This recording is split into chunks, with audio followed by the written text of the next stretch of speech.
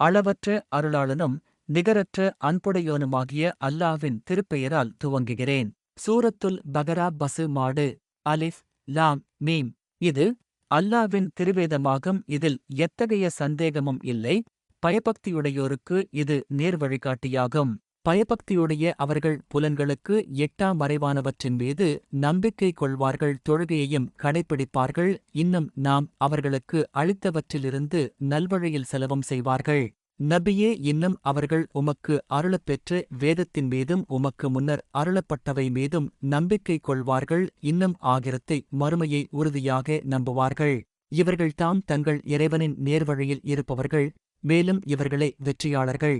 நிச்சயமாக காஃபிர்களை, இறைவனை நிராகரிப்போரை நீர் அச்சமூட்டி எச்சரித்தாலும் சரி அல்லது எச்சரிக்காவிட்டாலும் சரியே, அவர்கள் ஈமான் இறை நம்பிக்கை கொள்ள மாட்டார்கள்.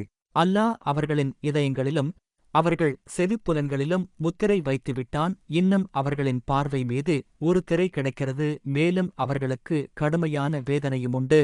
இன்னும் மனிதர்களில் நாங்கள் அல்லாஹ்வின் மீதும் இறுதித் தீர்ப்பு நாள் மீதும் ஈமான் நம்பிக்கை கொள்கிறோம் என்று கூறுவோரும் இருக்கின்றனர். ஆனால் உண்மையில் அவர்கள் நம்பிக்கை கொண்டோர் அல்லர். அடுத்த பகுதி தொடரும்.